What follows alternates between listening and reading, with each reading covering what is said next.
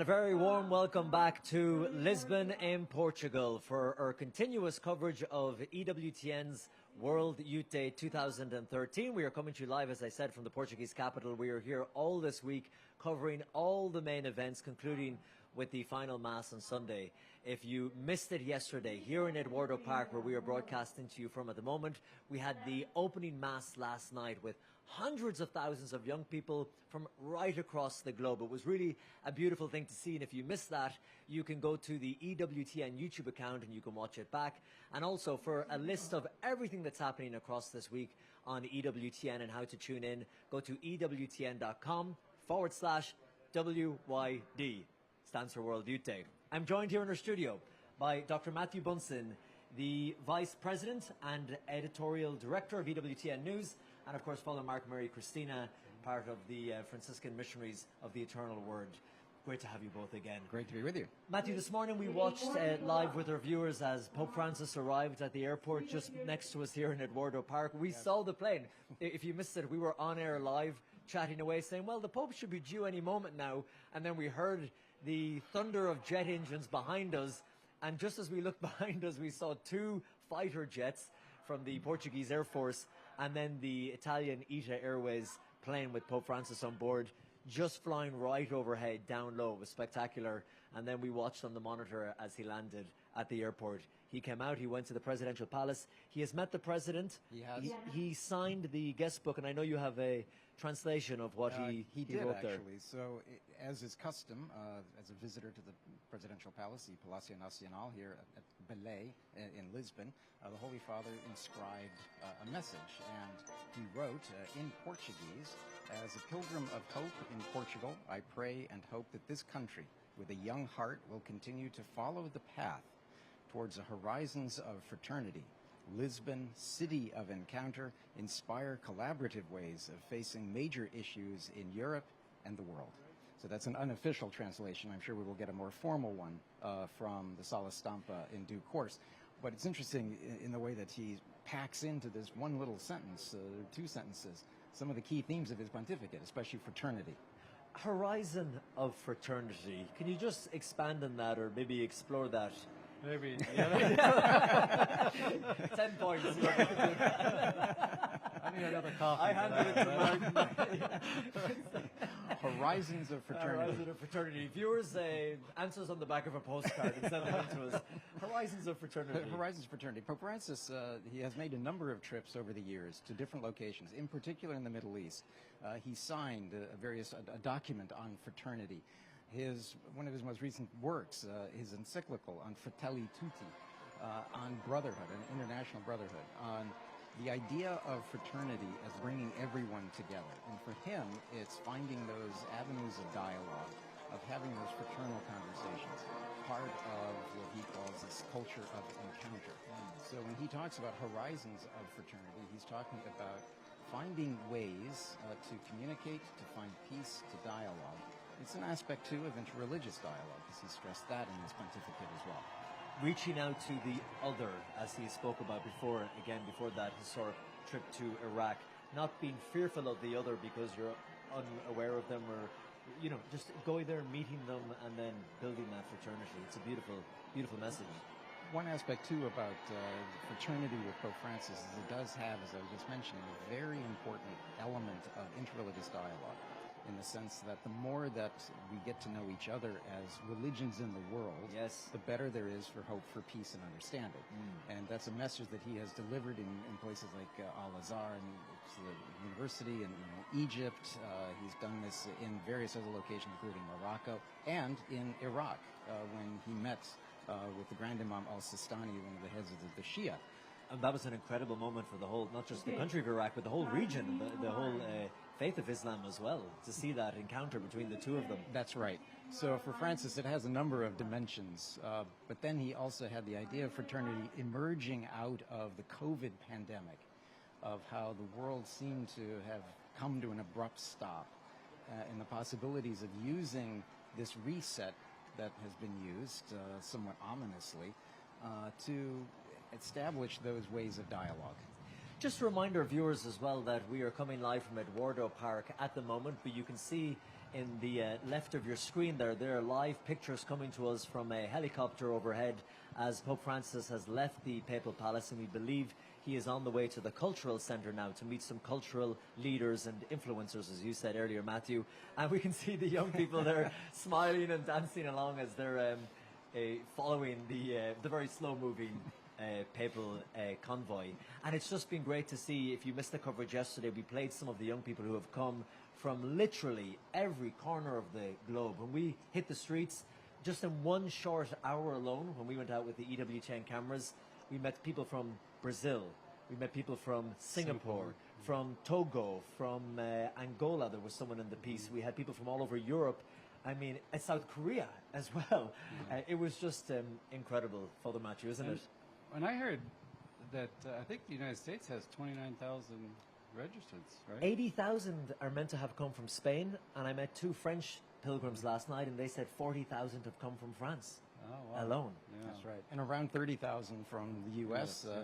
And what's been interesting is we've been able to cover this, that so many of these youths from Spain and elsewhere have been gathering over the last few days, and there'll be one, I believe, tomorrow in the park, actually tonight, of all of the U.S. kids who will be also having an encounter in a park here. That's something I didn't realize about World Youth Day, that various nationalities, they kind of have their little gatherings, or, you know, all the French might meet one night somewhere, the Germans somewhere else, and the Americans. I understand that the Poles, all of the Polish pilgrims met with the Polish bishops who were here, as many who were here.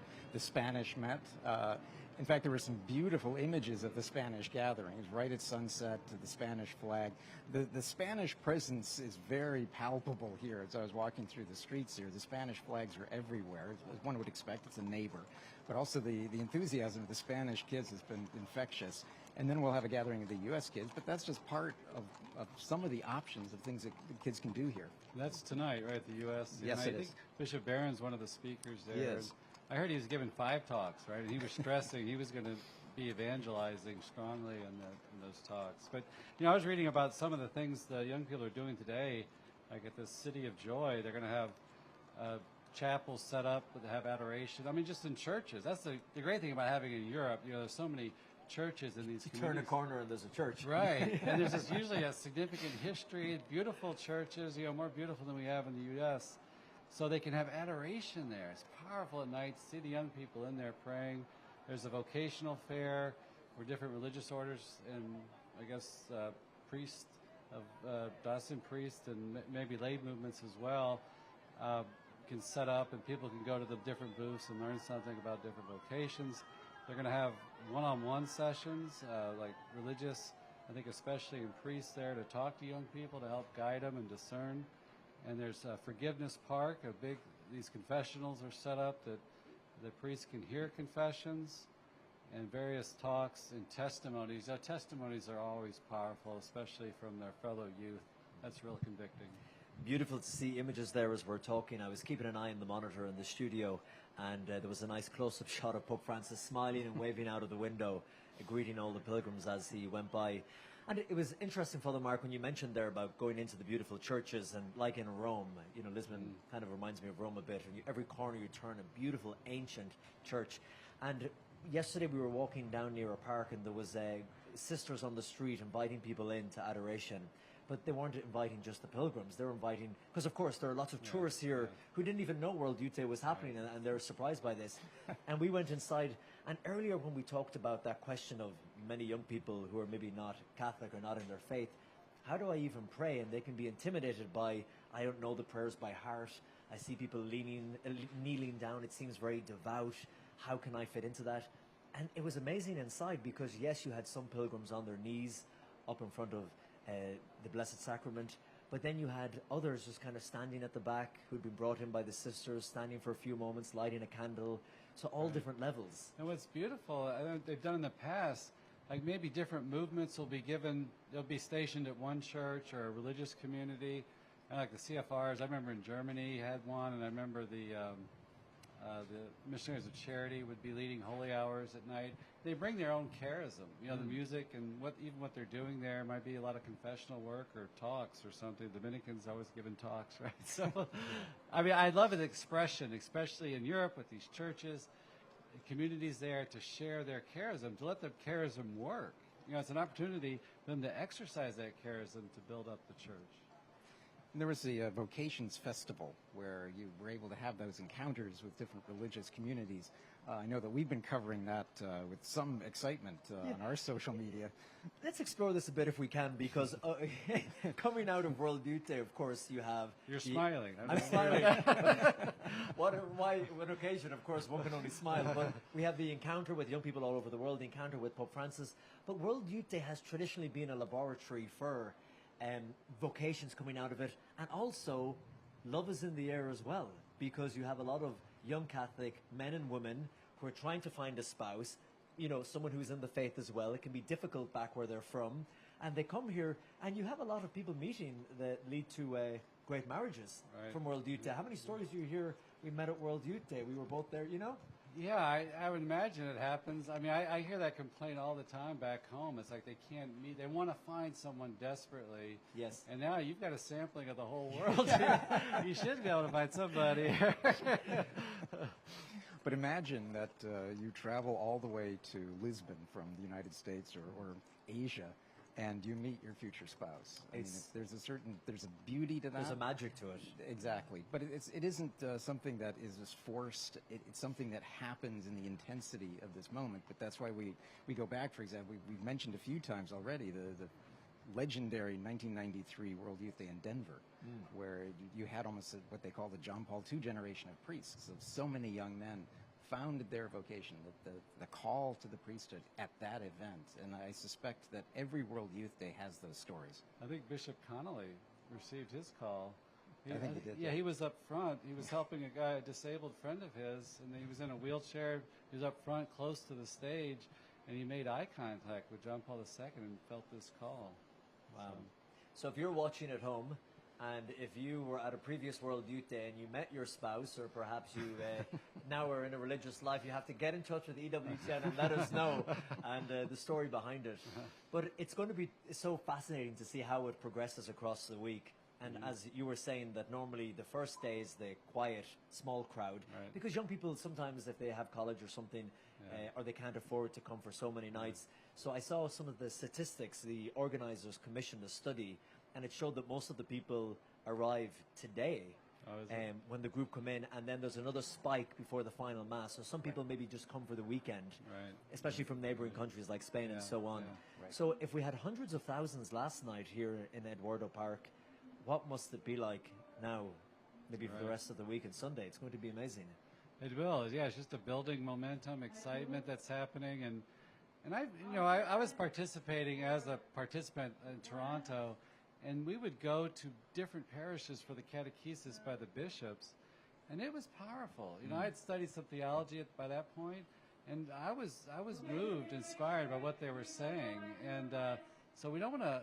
I love all the elements that are here. You got, the Eucharist, you got confession, you got proclamation of the gospel, you got the presence of the hierarchy here, you got women religious, you have the married dimension, in these last two.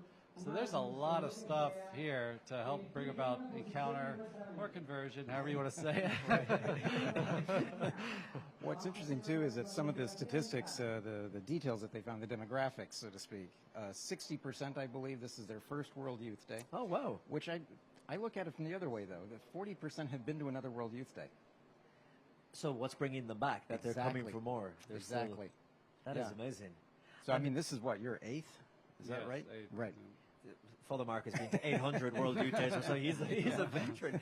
And just to point out to you at home as well, if you're hearing some of the noise in the background, I've been told to remind you that they're rehearsing at the moment for the opening ceremony, which will take place here in Eduardo Park tomorrow, which of course will broadcast live and in full here on EWTN. So if you hear them checking the microphones, and they're choreographing at the moment down there. I know you can't see it on camera, but there are maybe a couple of hundred of young people with flags from all different nations who are practicing the procession they're going to do up and down for the opening ceremony, which will be attended by Pope Francis. And then comes Saturday, we change locations. Yes.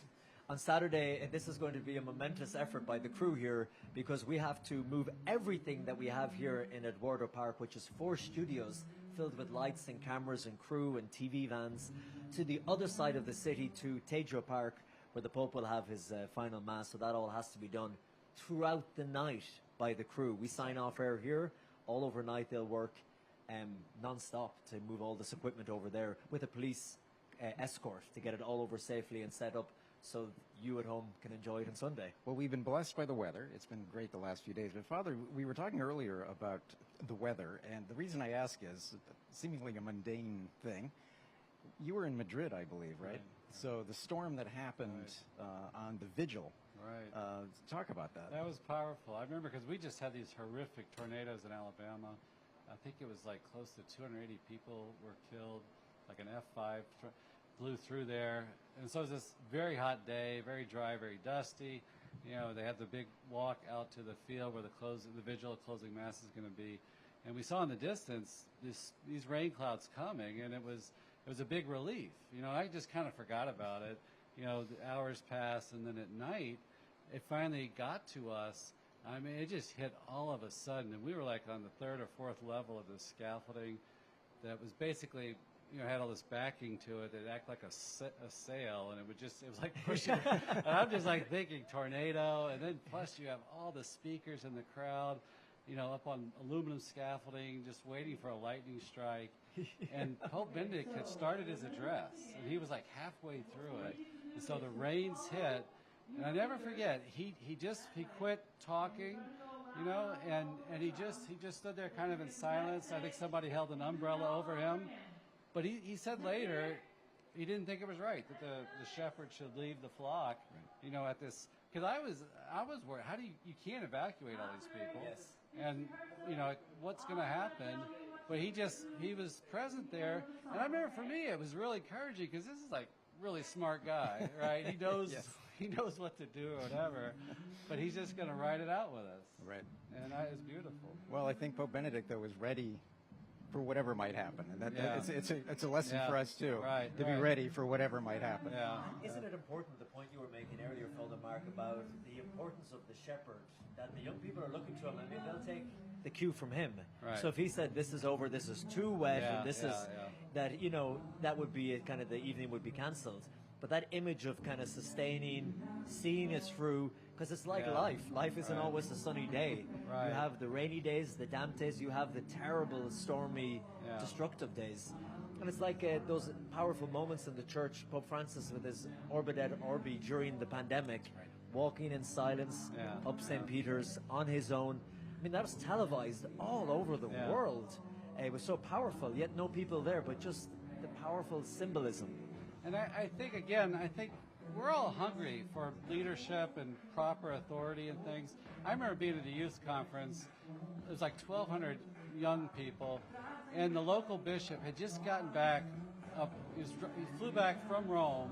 He was exhausted. He was there like the next day, and he looked completely wiped out, no energy. And he came in there, and the young kids just responded to him so powerfully. And just as we're speaking, there have the music behind us for the rehearsals, but also on your screen you can see these live images coming to you from the Cultural Centre here in Lisbon in Portugal. And this is Pope Francis, who is just taken to the stage now. The audience are applauding, and he is going to have a meeting now with cultural leaders. I'm not sure if we're going to have an audio feed of it or not, but this is live pictures now coming from Lisbon's Cultural Centre. You can see the symbol of the Vatican, the Holy See on one side, and the city of Lisbon on the other.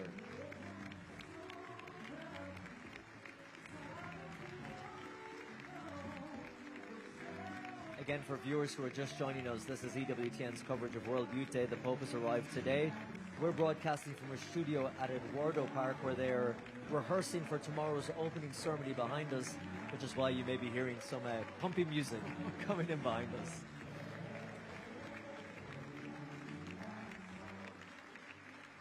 Okay, I'm being told that once the Pope starts to speak, we will have an English translation to feed to you. But these are the live pictures as we're getting them here in Portugal.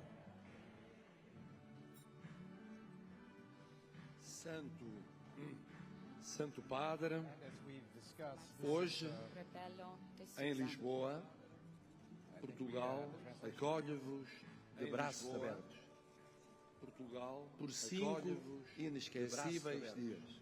Holy Father, today in Lisbon, Portugal welcomes you with open arms Testemunho for 5 da unforgettable dignidade das days. pessoas, entre elas e na relação das pessoas. It welcomes your people regarding the dignity of people among themselves and in their relationship with nature, of hope, of peace, of fraternity, of searching or going out toward the peripheries of your fight against hunger, misery, oppression, abuse, xenophobia, intolerance, E convosco acolhe de braços abertos and those who are excluded or disinherited of our days. With you, it also welcomes with open arms young Catholics, believers of various faiths, and non-believers who have come convosco responding to your call, because with you, porque we're taking a pause right now. Our Holy Father is receiving headphones so he can hear the simultaneous translation. vossa voz tornou-se maior do que o vosso povo. So that your voice will grow or expand among other people. Your voice, it says, not to fall asleep, not to stay put, to rise up against injustice, to defend ourselves from all that is worldly, not to be immobile, become comfortable, or be closed. Não permitai a vossa Your call to leave our mark on this world,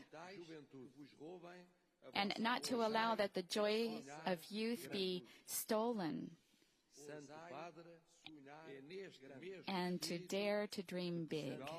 Holy Father, a vossa presença e a vossa Portugal quer viver a it is in this same spirit that Portugal wants to live your presence and your message conforme o lema da jornada.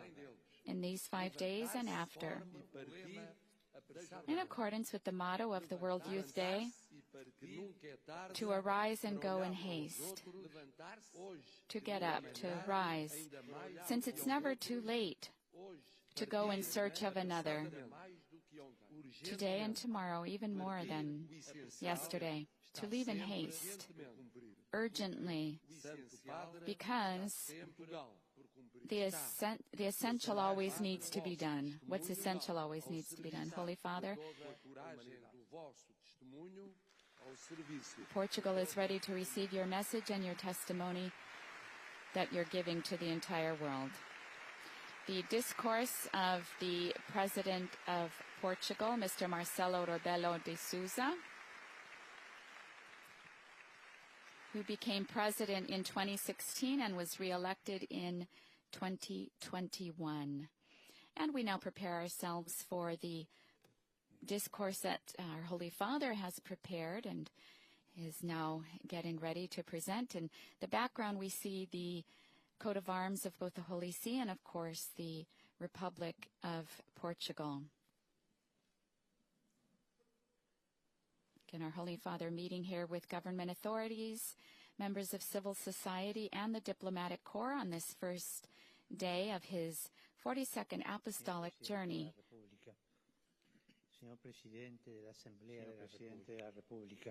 Mr. President of the Republic, Mr. President of the Assembly of the Republic, Mr. Prime Minister, members of government and the diplomatic corps, authorities, representatives of civil society and the world of culture, ladies and gentlemen,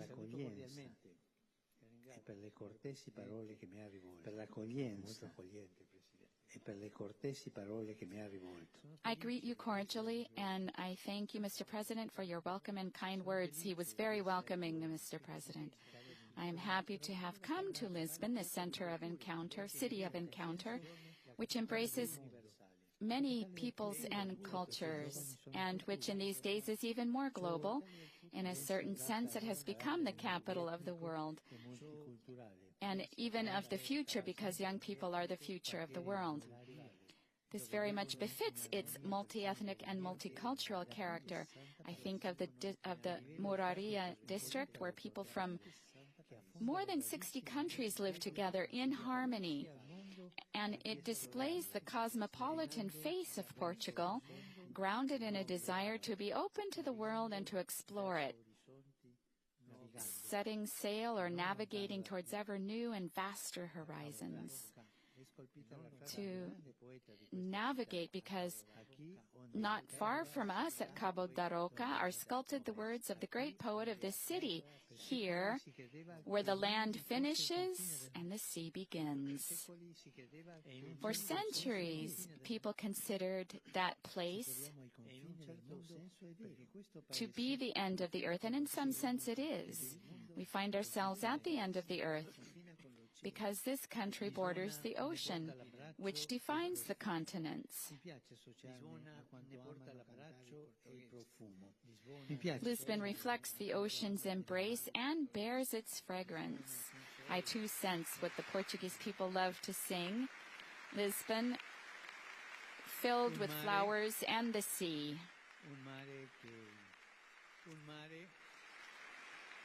That sea, which is much more than just a part of the landscape. It's a call that is stamped on the heart of every Portuguese person. The crashing sea, the bottomless sea, the infinite sea, as one of your local poets has called it.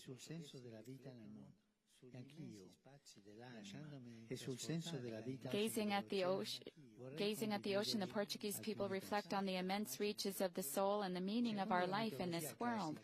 So I, too, inspired by the image of the ocean, would like to share with you some thoughts.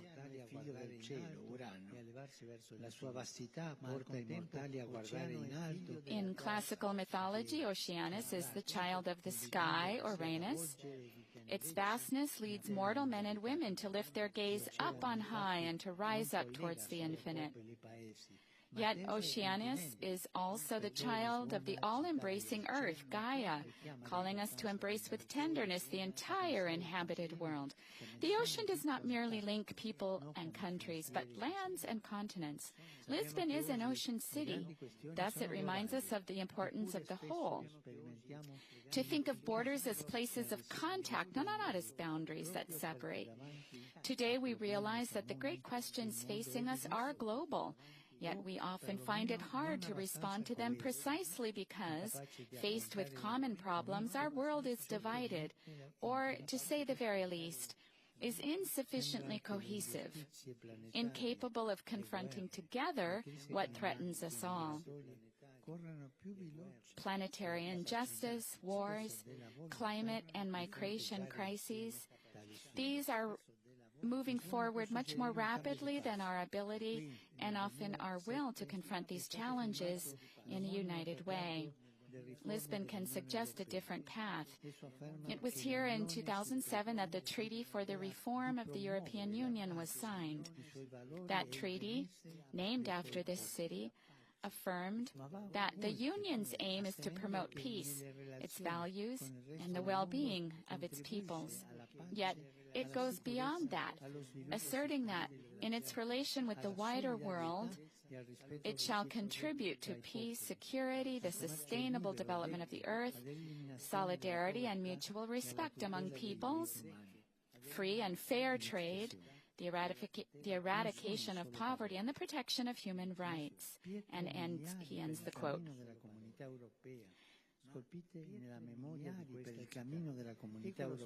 These are not only words, but milestones along the path of the European community, and are impressed on this city's memory.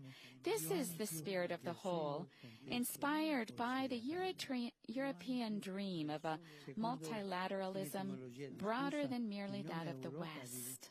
deriverebbe proprio da una parola che indica il nome Europa deriverebbe proprio da una parola che indica la direzione d'Occidente. According to a debatable etymology, the name Europe derives from a word meaning the direction west.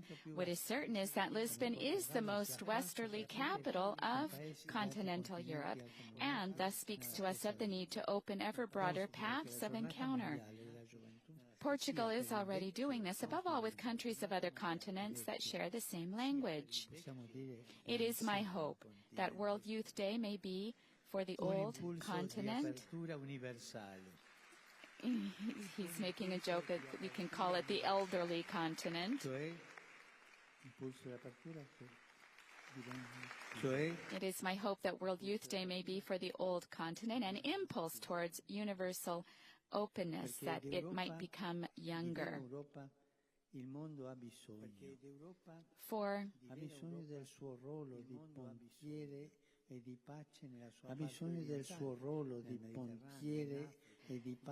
the world needs Europe, the true Europe. It needs Europe's role as a bridge and peacemaker in its eastern part. In this way, Europe will be able to make its own specific contribution in the international arena based on the ability it showed in the last century in the aftermath of the world wars to achieve reconciliation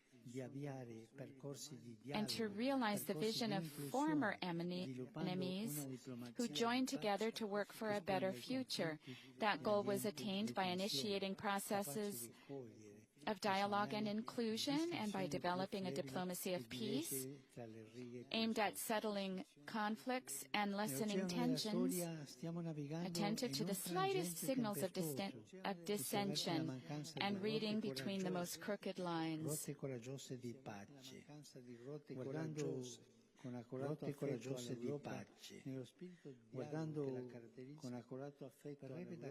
We are sailing amid storms on the ocean of history, and we sense the need for courageous courses of peace. With deep love for Europe and in the spirit of dialogue that distinguishes this continent, we might ask her, where are you sailing if you are not showing the world paths of peace, creative ways for bringing an end to the war in Ukraine, to the many other conflicts causing so much bloodshed? Or to widen the scope, we might ask, West, Europe, on what course are you sailing? Your technologies, which have brought progress and globalized the world, are not in and of themselves sufficient, much less your highly sophisticated weapons, which do not represent investments for the future, but a depletion of its authentic human capital, that of education, health, the welfare state, or the social state. It is troubling when we read that in many places, funds continue to be invested in arms rather than in the future of the young. And he said he spoke with a government official recently, and he said that the largest investment goes toward weapons and not toward the future of its children. I dream of a Europe, the heart of the West, that employs its immense talents to settling conflicts and lighting lights of hope, a Europe capable of recovering its youthful heart, looking to the greatness of the whole and beyond its own immediate needs, a Europe inclusive of people and persons without chasing after ideologies and forms of ideological colonization. And this, the people who founded the European Union are examples of this because they had big dreams.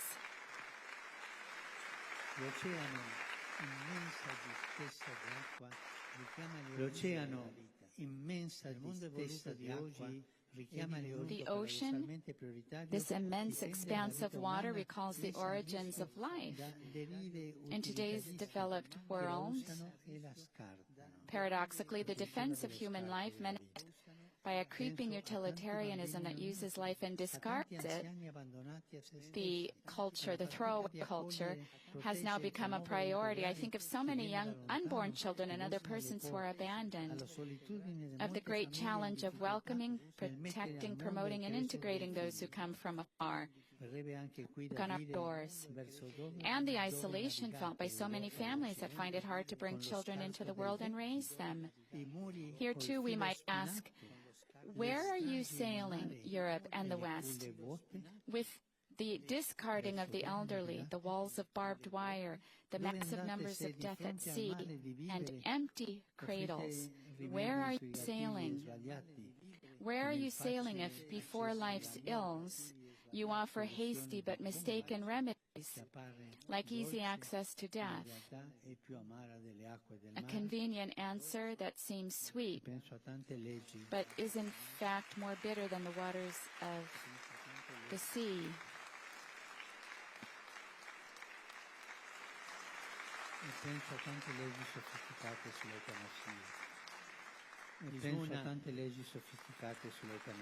I'm thinking of many sophisticated laws regarding euthanasia, he added. Lisbona, abbracciata dall'oceano, ci dà però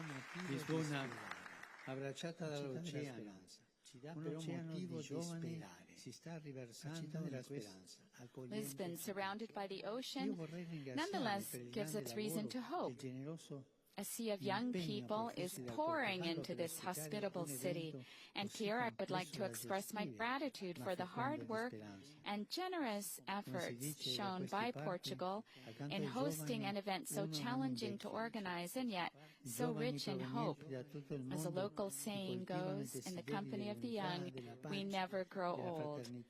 Young people from around the world who long for unity, peace, and fraternity, young people who are dreaming, urge us to make their good dreams come true. They are taking to the streets not to cry out in anger, but to share the hope of the gospel, the hope of life. And if there are many areas that are witnessing a climate of protest and unrest,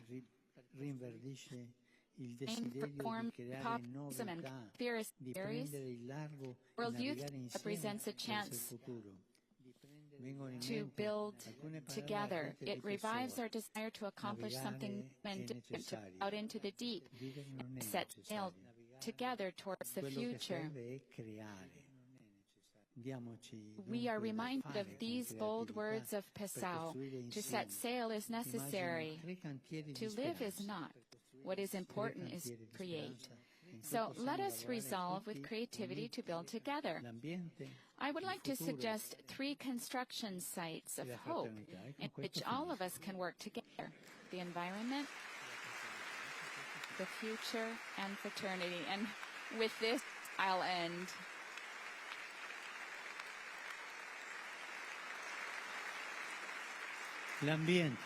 Ambiente, futuro e fraternità. L'ambiente.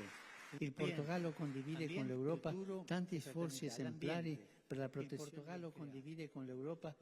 The environment. Portugal, together with Europe, has made outstanding contributions to the protection of creation, but on the global level, the problem remains extremely serious. The oceans are warming, and their depths are bringing to the light. The oceans are warming, and their depths are bringing to light the shamelessness with which we have polluted our common home. We are transforming great reserves of life into dumping grounds of plastic. The ocean reminds us that human life is meant to be an integrated part of an environment greater than ourselves, one that must be protected and cared for, safeguarded, with concern for the sake of future generations. How can we claim to believe in young people if we do not give them healthy spaces in which to build the future? The future is the second construction site. People are the future. Yet they encounter much that is disheartening, like the lack of jobs, the dizzying pace of contemporary life, hikes in the cost of living, the difficulty of finding housing, and even more disturbing, the fear of forming families and bringing children into the world. si assiste a una fase discendente della curva demografica. In Europe, and more generally in the West, we are witnessing a troubled decline in the democratic curve. Progress seems to be measured by developments in technology and personal comfort, whereas the future calls for reversing the fall in the birth rate and the weakening of the will to live. A healthy politics can accomplish a lot in this regard. It can be a generator of hope. It is not about holding on to power, but about giving people the ability to hope. È chiamata oggi più che mai a correggere gli squilibri economici di un mercato che produce ricchezze ma non le distribuisce. Government is about correcting the imbalances of a market economy that produces wealth but fails to distribute it, depriving people of resources and security. Political life is challenged once more to see itself as a generator of life and concern for others. It is called to show foresight by investing in the future, in families and in children, and by promoting intergenerational covenants that do not erase the past, but forge bonds between the young and the old. We need to recuperate this, forging bonds between the young and the old. This is encouraged by that sense of saudade, which in the Portuguese language expresses a kind of nostalgia, a yearning for an absent good that is born of contact with our roots. Our young people need to find their own roots in their older people.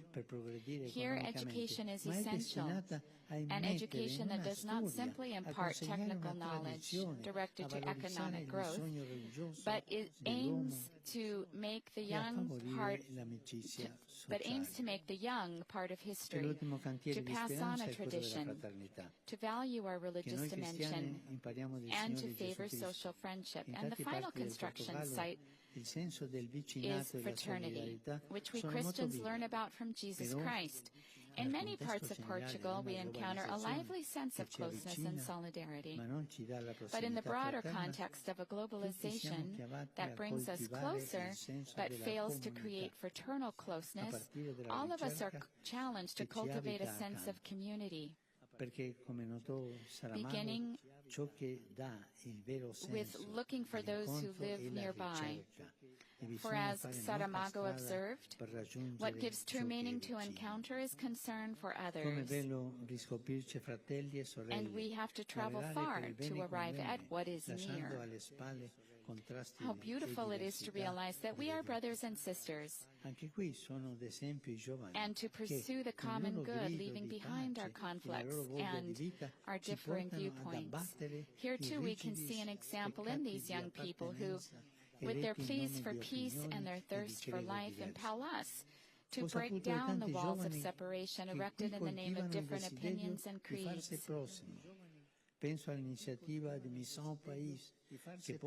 I have come to see how many young people long to draw closer to others. I think of the Missão País initiative, which leads thousands of young people in the spirit of the gospel to share experiences of missionary solidarity in the peripheries.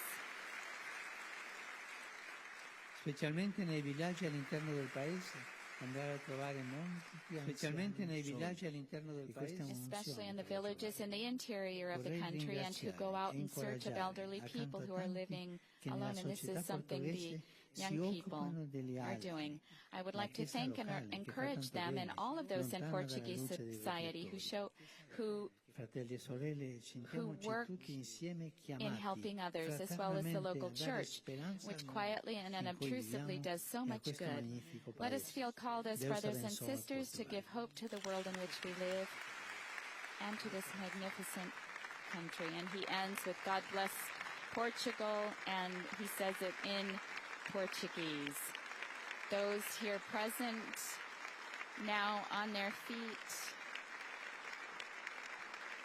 after having heard our Holy Father's discourse, his first, here at the Cultural Center of Belém, where there are about 1,000 people present representing the You're watching EWTN live from Lisbon in Portugal. They are Pope Francis's first public remarks here in the city as he arrives for World Youth Day 2023. He's speaking in the cultural centre in the heart of the city of Lisbon. Matthew Bunsen, your initial reaction? Well, the initial reaction, this is picking up a number of themes that we have seen before from Pope Francis. He's very consistent. We talked about what he wrote, and he visited the presidential palace about the horizons of fraternity. Well, he's kind of lays out in his speech his vision for that horizon for fraternity here in Lisbon for Portugal, but he goes beyond that, especially speaking directly to Europe. I'm struck, too, by the fact that there are key elements throughout this of Catholic social teaching. He actually uses one of the key words of solidarity, of the pursuit of the common good, of human dignity throughout this. He has a strong expression of concern for the demographic collapse of Europe, where he talks about the declining populations, of the throwaway culture, another one of his themes, of the unborn and the elderly. And then he hits also on that theme of the importance of that intergenerational connection. So many of the themes I think that he laid out here we've seen before, and I look forward to seeing how he weaves this into the speeches to come. Father Mark, I liked how he weaved that tapestry together of Lisbon and Portugal being on the ocean, being a country that has always gone out to the frontiers and explored. As he mentioned, people used to think this was the edge of the world. Right. And they went, and he talked about that, Europe still having that feeling of going out and connecting with other people, and borders, he said, are not a place of conflict, but a place of connection. Mm-hmm. Not a place to stop people, but a place to connect. Right. Yeah, and just a question. He said, obviously known for the shipping here, and it's the most Western European major city, I guess, and it has to say, where are you sailing? Right, we have a great shipping industry. Where are we going with it? What's the direction? I think that's where the church comes in, right? To proclaim the gospel of charity, of fraternity. Are we building solidarity among nations? And yeah, that wisdom. I love what he often speaks about this in other World Youth Days, about this forging these bonds with the elderly, with those who've come before us, or relatives, grandparents, because they have a tradition and a wisdom that the youth need to be guided with, right? And I think that's what we're talking about, that technology alone can't save us. It needs to be, sin needs to be overcome, or nothing's going to come out of it that goes good. We need that conversion. Our older people have a definite role in all of this. Yes, Go Matthew. ahead, please. I'm struck as well with that maritime theme as well, when, to your point as well, Father Mark, he was saying, aim the storms on the ocean of history, and we sense the need for courageous courses of peace. And he talked about the sea of young people here as well that have swelled in the city. But then the construction, he suggested at the end then 3 construction sites. One fraternity, the environment as well was mentioned. Yeah, the environment, the future, and then fraternity. And fraternity. So to your point, his reference to the sea, he actually, throughout this, he quotes almost entirely Portuguese writers and poets, including the 16th century Vaz de Camões, where he uses that great line, here where the land finishes and the sea begins. Yes. Yeah. So one of the points he's making is this building together, but in a Europe, he says, we are witnessing a troubling decline in the demographic curve. But he says the future calls for reversing the fall in the birth rate and the weakening of the will to live, that spiritual poverty that we've been talking about several times this morning.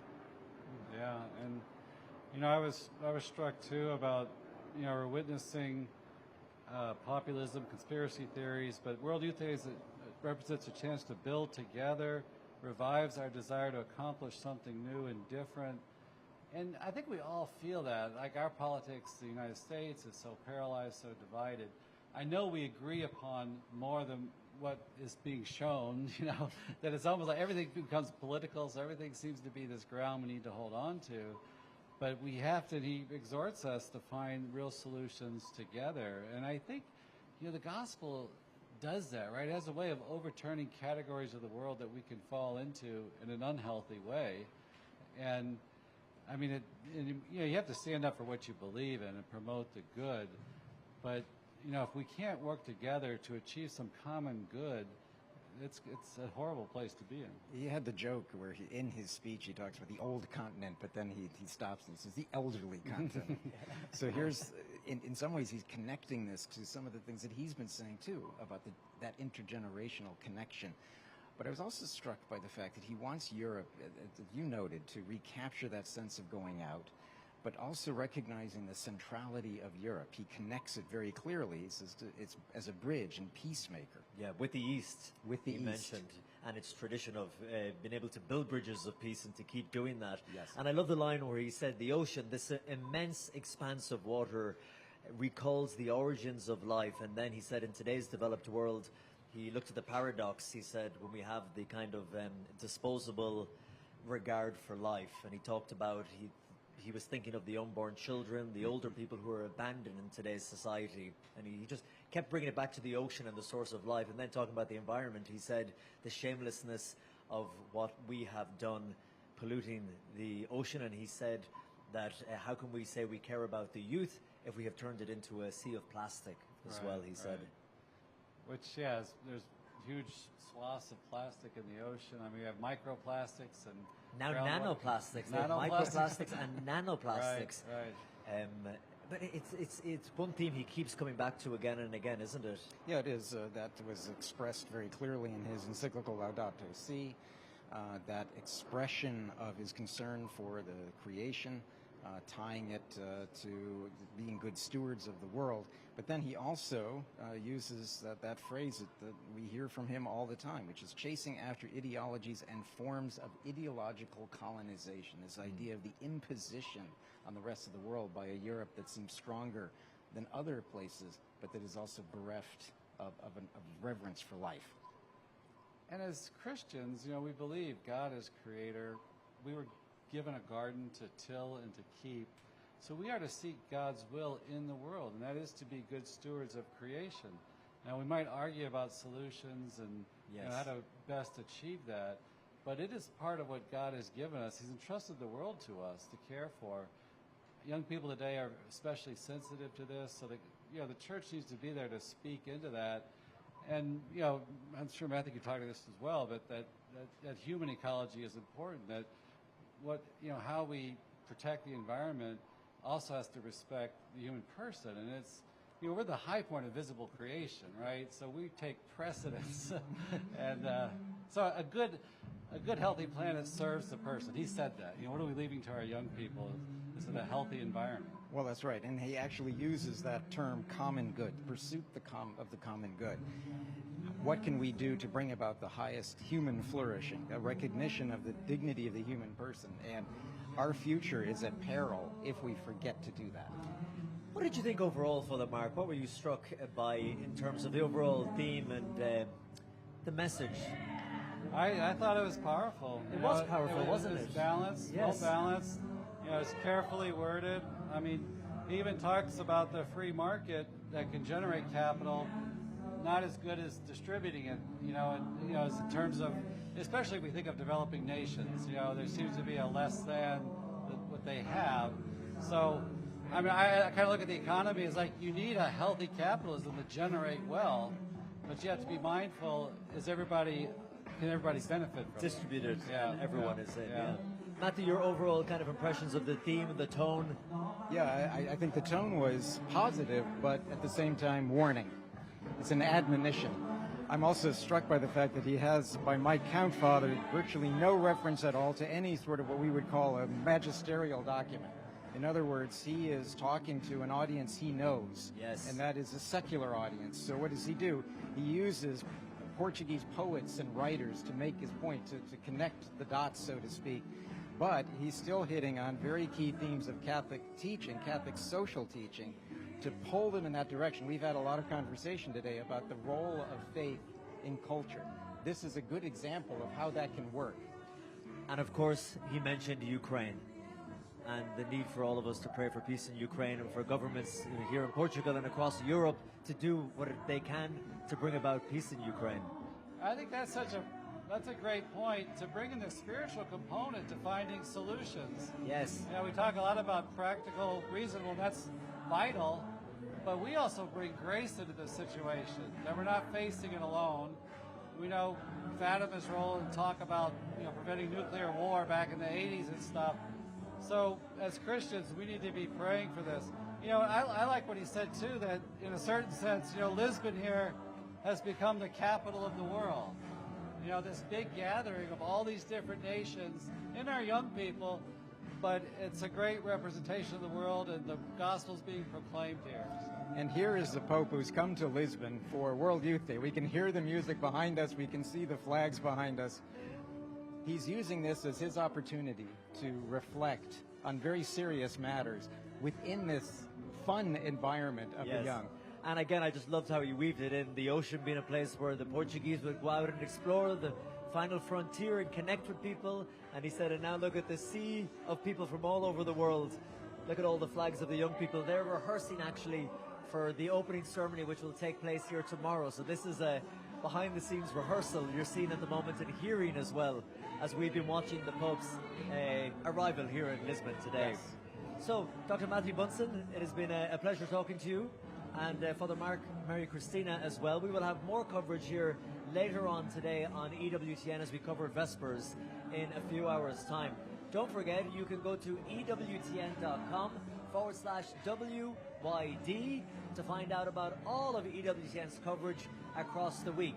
And a reminder, tell your friends and people you know that we're also broadcasting simultaneously in Spanish, in Polish, and in German as well. Until now, from all of us here, all the team, thank you so much for watching, and it's goodbye for now from Lisbon.